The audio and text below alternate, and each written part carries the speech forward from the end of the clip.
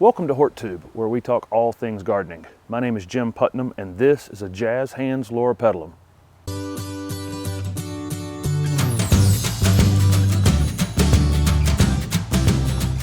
This is Jazz Hands Loropetalum, a dwarf green foliage evergreen loropetalum that has beautiful white flowers multiple times a year.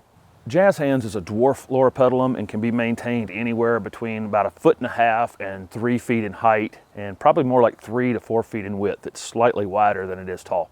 Jazz Hands works perfect in zones 7 to 9. In zone 7A, you definitely want to use it as a foundation plant. If it's out in open space, almost certainly there's going to be a winter that comes along that's going to damage this plant very badly if it's not protected.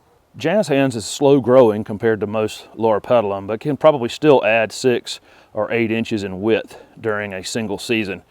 But compared to older varieties of loropetalum, which could grow 3 or 4 feet in a year, that's kind of slow.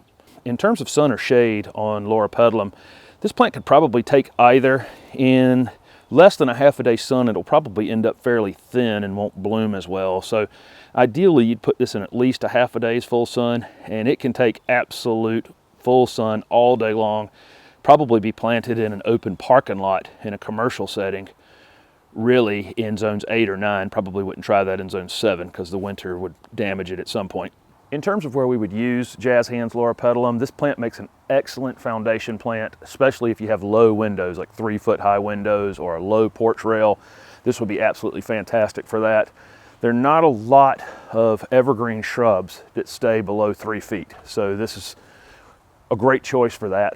You could mass plant these, and you could use them with other loropetalum, maybe one that gets a little bit taller than this, that has the purple foliage and the pink flowers. That would contrast really, really well together. When I first started in this business, loropetalum got 25 feet tall and had green foliage and white flowers like this one does.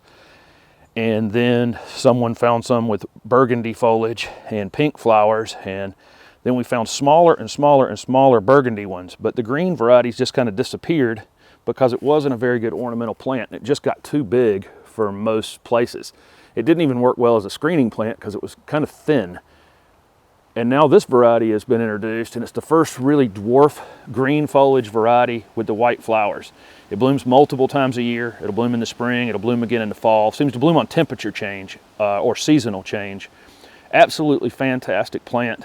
I really, really like the foliage contrast. The new foliage is a lighter color than the interior foliage, which gives it kind of a two-tone look, just like the burgundy ones have kind of a two-tone look on the newer and the older foliage. And then the white flowers are absolutely fantastic. And when it's in full bloom, right now it's almost November and it's still got a few residual flowers on it, but when it's in full bloom, it's just absolutely fantastic. And this plant would work really, really well with other darker foliaged loropetalum with the pink flowers.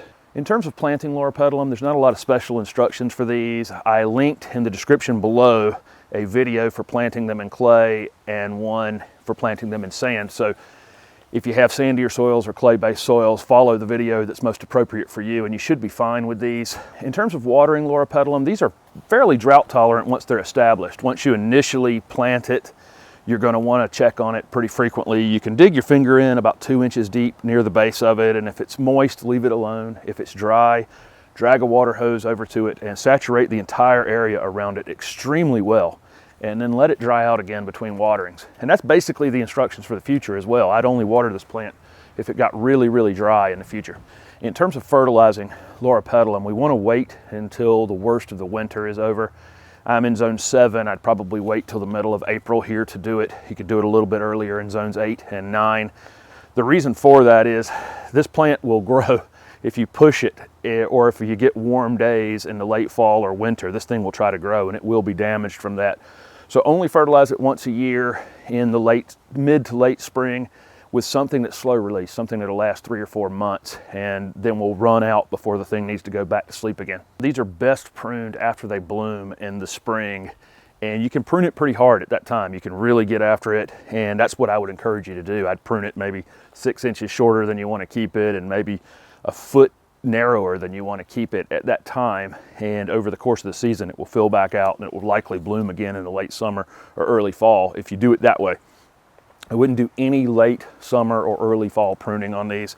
It may encourage new growth, which will end up damaged in the wintertime, or it'll just stay naked like that the entire winter. And I think this outer foliage does a pretty good job of protecting the inner part of these more cold, susceptible, woody shrubs.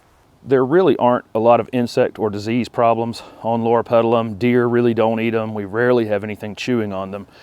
I think that the only thing that you could really have a problem with this plant on is if you planted it poorly and it ended up staying too wet over a prolonged period of time. That would almost certainly kill it. It would not like waterlogged soil at all. So what are you waiting for? Even you can grow the low maintenance, evergreen, low growing Jazz Hands Loropetalum. Thank you for watching my video, and if it was helpful, please hit the like button and subscribe to my channel for future videos. Also comment below with any questions you have about Loropetalum. Thanks again.